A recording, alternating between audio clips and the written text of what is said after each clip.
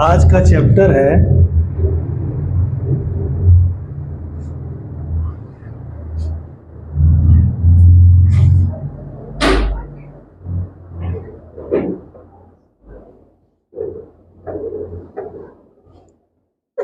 Determinant.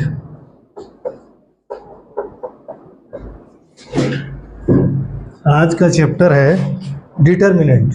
सबसे पहला question आपके दिमाग में आएगा, what is determinant? What is determinant? Determinant होता क्या है? तो डिटरमिनेंट जो है वो आपका है, डिटरमिनेंट इज ए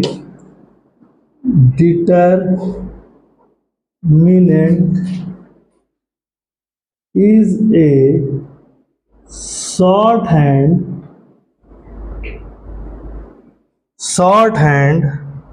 representation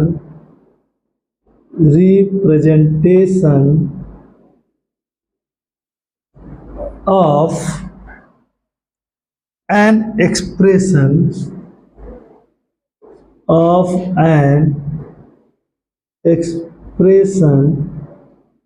और वैल्यू। जैसे हम लोग किसी चीज की शॉर्ट ट्रिक बना लेते हैं, शॉर्ट में लिख लेते हैं, ठीक। जैसे किसी का नाम बहुत बड़ा होता है, उसको शॉर्ट में लिख लेते हैं। उसी तरह किसी एक्सप्रेशन या वैल्यू का एक शॉर्ट हैंड रिप्रेजेंटेशन कहलाता है डिटरमिनेंट। क्या कहलाता है? डिटरमिनेंट। तो डिटरमिनेंट क्या होता है? एक कंडीशन होती है कि इन ए डिटरमिनेंट। अब डिटरमिनेंट बनाए कैसे जाते हैं? दो लाइन खींच दी जाती है, इसके अंदर एलिमेंट रख दिए जाते हैं ए बी सी डी। तो ये आपकी हो जाती है रो, ये आपकी हो गई रो, और ये आपके हो गए कॉलम। क्या हो गए? कॉलम्स, ठीक। कॉलम्स, रोज, ठीक। डिटरमिनेंट की एक कंडीशन होती है। कंडीशन क्या होती है कि इनडिटरमिनेंट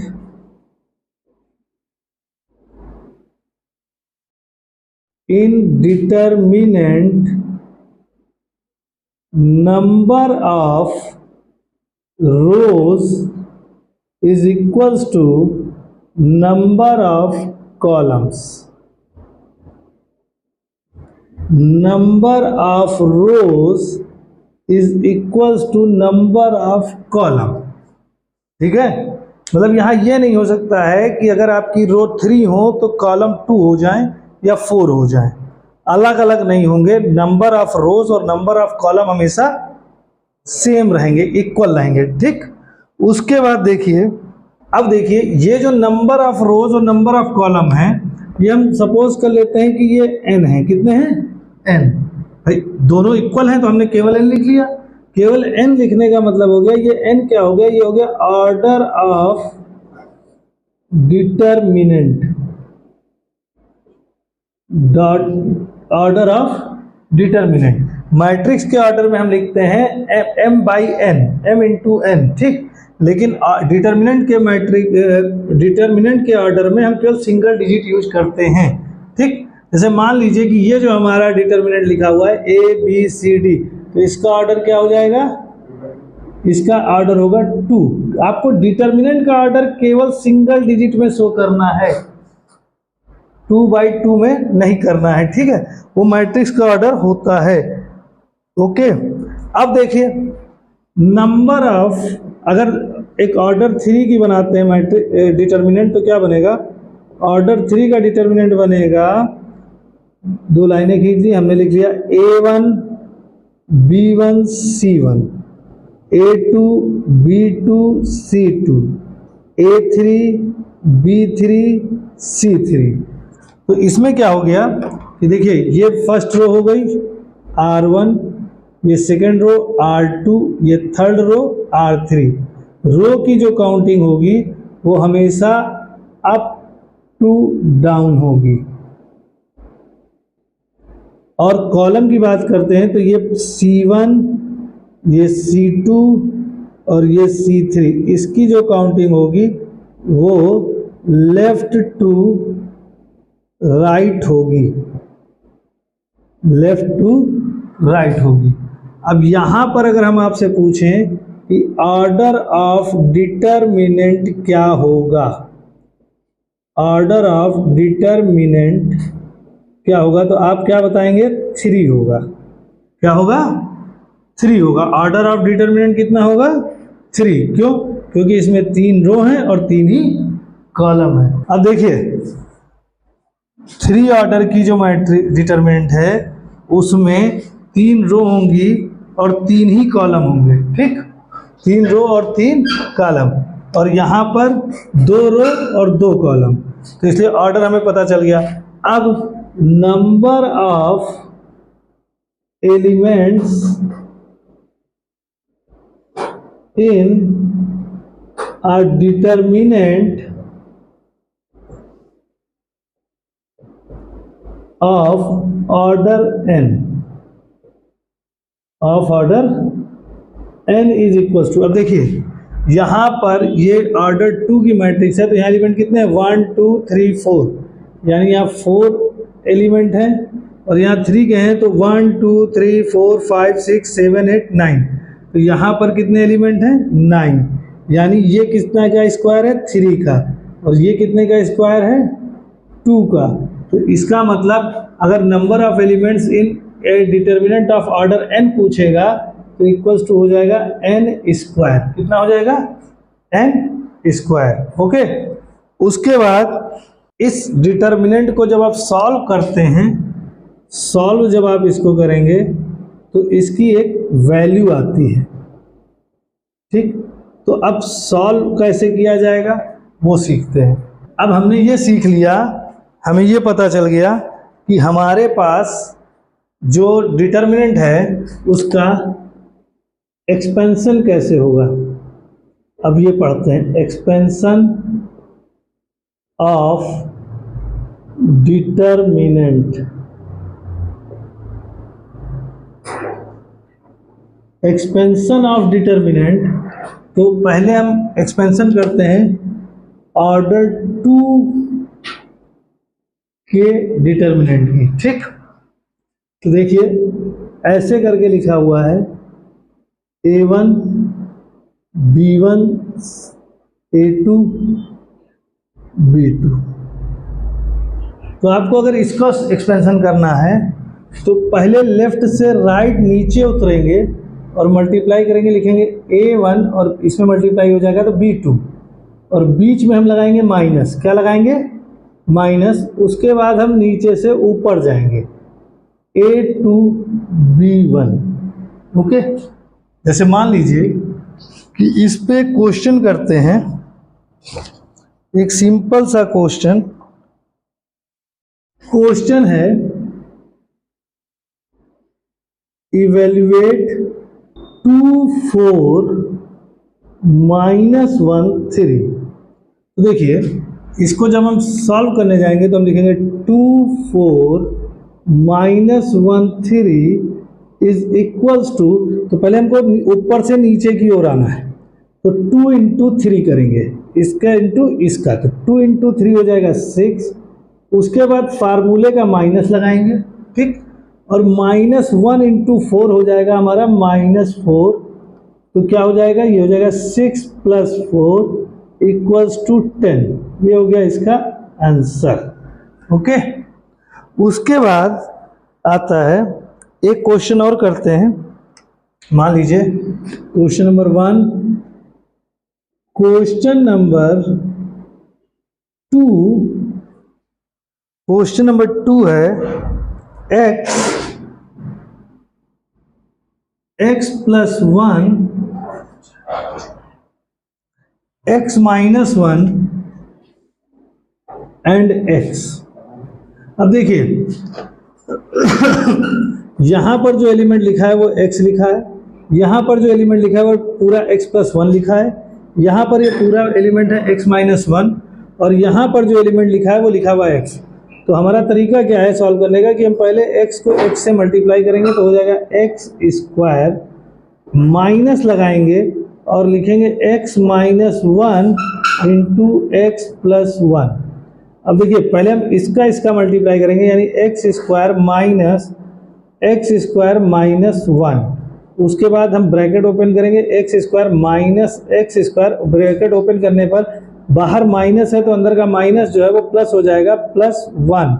तो x square cancel equals to 1, यह आ जाएगा इसका आंसर। तो ये 2 ऑर्डर की जो मैट्रिक्स है वो इस तरह से एक्सपेंड होगी। अब आते हैं, बारी आती है ऑर्डर 3 के मैट्रिक्स डिटर्मिनेंट की।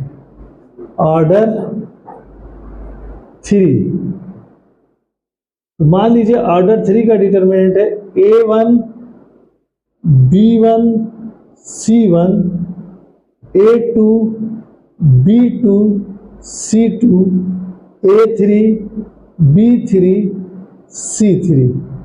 तो देखिए यहाँ पर एक चीज चलती है कि यहाँ पर चलता है कि आपको प्लस माइनस लेना पड़ता है। तो उसका तरीका है plus minus plus minus plus minus plus minus plus. ये प्लस माइनस प्लस क्यों लिया जाता है? ये प्लस माइनस प्लस लेने का तरीका क्या है? ये जो नंबर ऑफ एलिमेंट है इसको हम शो करते हैं AIJ, जहां पर I होता है नंबर ऑफ रो और J होता है नंबर ऑफ कॉलम। तो इसकी यहाँ पर जो साइन लेना है, साइन के लिए क्या करना पड़ता है, आपको लिखना होता है -1 to the power I plus J। अब जैसे A1 की बात की जाए तो A1 कहाँ है? फर्स्ट रो में है और फर्स्ट कॉलम में। तो हम लिखेंगे -1 की पावर 1 प्लस 1, तो कितना हो जाएगा? -1 की पावर 2 हो जाएगा, तो ये हो जाएगा प्लस का 1, इसलिए यहाँ पे लेते हैं प्लस। ओके, उसके बाद इसी तरह B1 की बात अगर करें तो B1 के लिए क्या हो जाएगा? B1 के लिए हो जाएगा -1 की पावर 1 प्लस 2, यानी कि -1 की पावर 3, तो इक्वल्स टू हो जाएगा -1। यानी जो इवन प्लेस पे होंगे उनके आगे प्लस लगेगा और जो ऑड प्लेस पे होंगे वो माइनस लगेगा। अब इसका एक्सपेंड कैसे करते हैं? तो हम लिखेंगे एक्सपेंड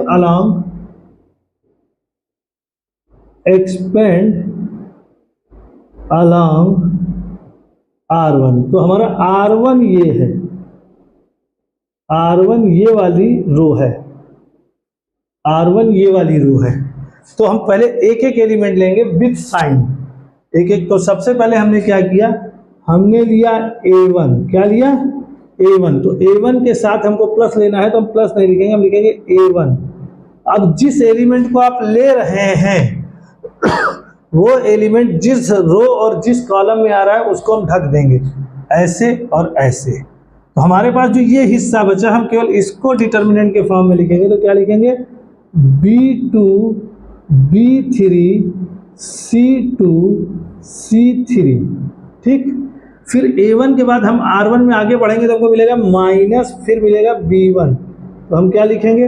अब ये ढकेगा ये ढकेगा, तो यानी A2 A3 और C2 C3, फिर प्लस C1।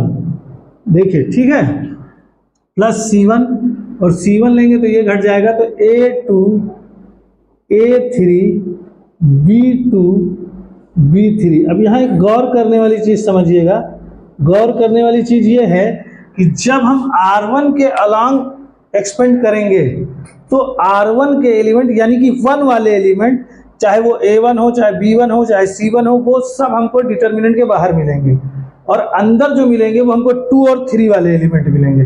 कौन से मिलेंगे? 2 और 3 वाले। तो A बाहर ले रहे हो, अगर एक कहीं इस फिर डिटर्मिनेंट के अंदर हमको A नहीं मिलेगा, तो A1 के बाद ना तो A2 मिलना है ना A3 मिलना है, तो क्या मिलेगा? B2 B3 C2 C3।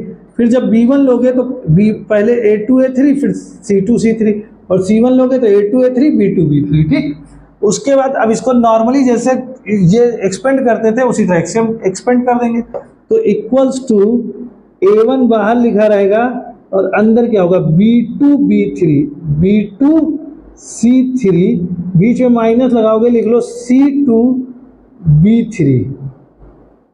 -B1 A2C3, फिर माइनस लगाओ, लिख लो C2CA3, ठीक, प्लस C1, और यहां क्या लिखोगे A2B3 माइनस B2A3।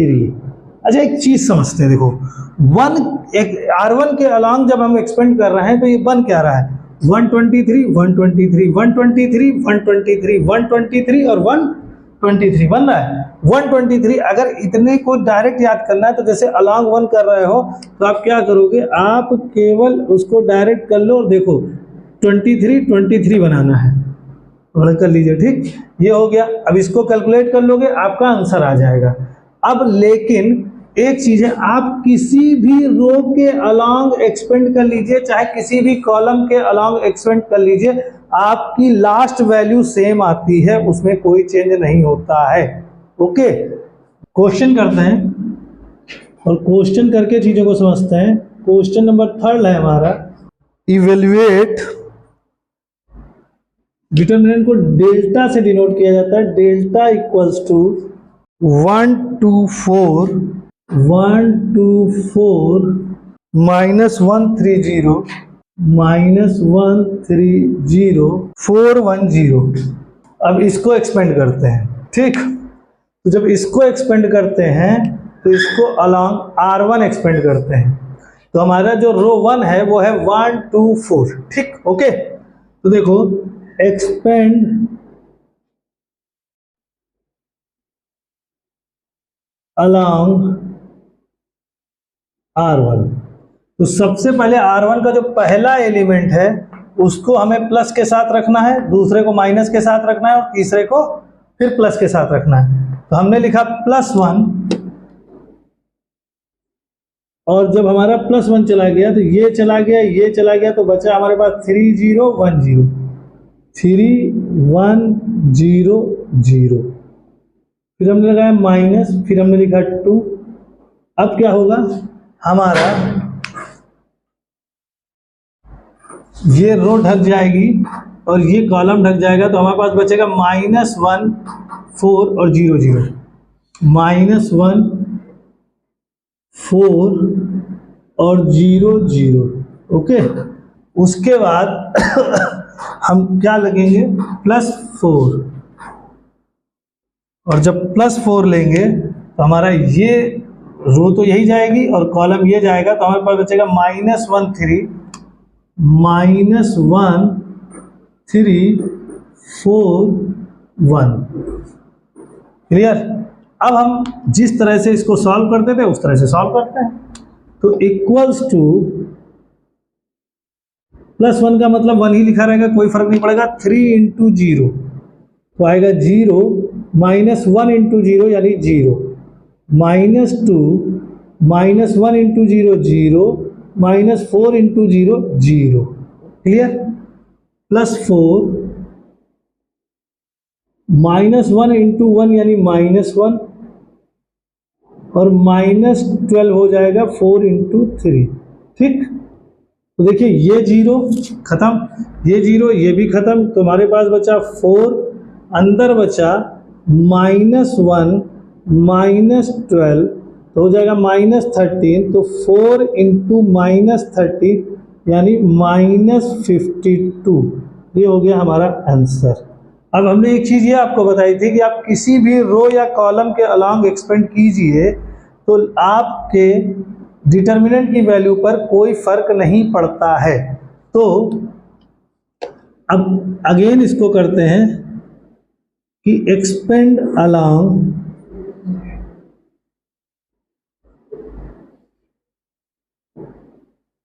R2। ठीक, एक्सपेंड अलॉन्ग R2, तो हमारा R2 होगा -130 और यहाँ साइन क्या होगा, तो हमने बताया प्लस, इसकी प्लेसिंग क्या है, इसकी प्लेसिंग है A21 यानी कि ऑड है, A21 ऑड है, ऑड है तो इसके आगे क्या आएगा माइनस, तो हम लिखेंगे माइनस, ब्रैकेट में लिखेंगे -1। अब क्या होगा, हमारे पास बचेगा क्या क्या, देखिए ये गया और ये गया, तो हमारे पास क्या बचा, हमारे पास बचा 2410, 2410, फिर 3 के साथ प्लस लग जाएगा, +3, और यहाँ क्या हो जाएगा आपका, ये जाएगा और ये जाएगा, तो बचेगा क्या 1440, 1440। उसके बाद फिर माइनस लगेगा, -0, और अंदर क्या आ जाएगा, ये वाला कॉलम चले जाएगा, ये वाला 1241, 1241। अब देखिए ये 0 इस पूरे डिटर्मिनेंट के मल्टीप्लाई में है, तो equals to minus minus plus हो जाएगा, ये 1 हो जाएगा, 2 इंटू 0 0 हो जाएगा, 2 इंटू 0 -4 हो जाएगा, ठीक, प्लस का 3, 1 इंटू 0 0 हो जाएगा, और माइनस का 16 हो जाएगा। क्लियर। और 0 से जब किसी चीज़ में भी मल्टीप्लाई करते हो तो ऑल ओवर वैल्यू क्या हो जाती है, 0 हो जाती है, तो यहाँ -0, तो यहाँ हमारा आया -4, यहाँ हमारा आएगा -48, और यहाँ हमारा आएगा 0, यानी ये आ गया -52। आंसर सेम आंसर है, जो यहाँ आया है वही यहाँ आया, यानी हम किसी भी रो के अलांग इसको एक्सपेंड कर लें, हमारी वैल्यू सेम रहेगी। अब देखिए, क्या हम कॉलम के अलांग भी इसको एक्सपेंड करें तो क्या सेम वैल्यू रहेगी? तो कॉलम के अलांग हम क्या करते हैं, हम एक्सपेंड अलांग C1 कर लेते हैं। तो C1 में साइन कैसे चलेंगे, देखो ये तो प्लस रहेगा, प्लस तो इसके नीचे माइनस और फिर प्लस, ठीक, प्लस माइनस प्लस। तो अब हमको ये कॉलम लेना है, तो वही कंडीशन है जैसे पहले जो एलिमेंट जिस रो में होता था उसके साथ के कॉलम को हम लोग ढक लेते थे, तो उसी तरह अब जो कॉलम हम ले रहे हैं उस कॉलम का वो एलिमेंट जिस रो में आएगा उसको ढकेंगे। तो पहले हमने लिया, मान लीजिए 1, क्या लिया 1, तो ये जाएगा और ये जाएगा, तो हमारे पास क्या बचा 3 1 0 0, फिर हम क्या लगाएंगे माइनस, यहाँ लिखेंगे -1, और अब अंदर क्या हो जाएगा, अब ये जाएगा और ये जाएगा, तो क्या बचेगा 2410, 2410, उसके बाद 4, तो +4, इसके साथ क्या होगा, ये जाएगा यानी 2430, 2430। क्लियर। अब इसको फिर क्या करते हैं, कैलकुलेट करते हैं, तो देखिए 1 से कोई फर्क नहीं पड़ना, तो 3 इंटू 0, 3 इंटू 0 0 हो जाएगा, -0 हो जाएगा क्योंकि 1 इंटू 0 0, माइनस माइनस प्लस हो जाएगा, 1 छोड़ देते हैं, 2 इंटू 0 0, माइनस का 4 हो जाएगा, +4, 2 इंटू 0 0, और यहाँ क्या हो जाएगा माइनस का 12 हो जाएगा, यानी यहाँ हमें मिला 0, यहाँ हमको मिला -4, और यहाँ 12 4 जा -48 इक्वल्स टू -52। इसका मतलब किसी भी डिटर्मिनेंट में हम चाहे रो के अलांग उसका एक्सपेंड करें, चाहे कॉलम के अलांग उसका एक्सपेंड करें, हमारा कोई फर्क नहीं पड़ता है, डिटर्मिनेंट की वैल्यू सेम आती है। क्लियर। अब एक चीज ध्यान रखिए, आपको जब पेपर में क्वेश्चन मिले तो ये आपके ऊपर डिपेंड करता है कि आप कौन सी रो या कौन सा कॉलम लेके उसको आप एक्सपेंड करेंगे, ठीक। तो यहाँ पर एक चीज जान लीजिए कि 0 अच्छे होते हैं, 0 अच्छे होते हैं। क्यों अच्छे होते हैं, देखो अगर मैं इसको 0 अच्छे होते हैं तो क्यों अच्छे होते हैं वो समझ लो। तुम्हारे इस डिटर्मिनेंट में एक कॉलम ऐसा है जिसमें 2 0 हैं, तो अगर हम एक्सपेंड अलोंग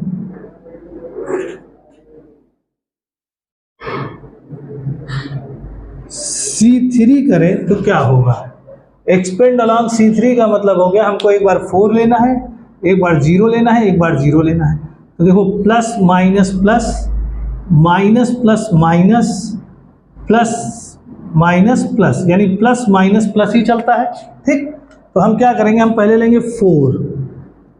तो 4 लेने पर क्या होगा, हमारा ये कॉलम चला जाएगा, ये रो चली जाएगी, तो -1 3 और 4 1 बचेगा, -1 3 और 4 1 बचेगा।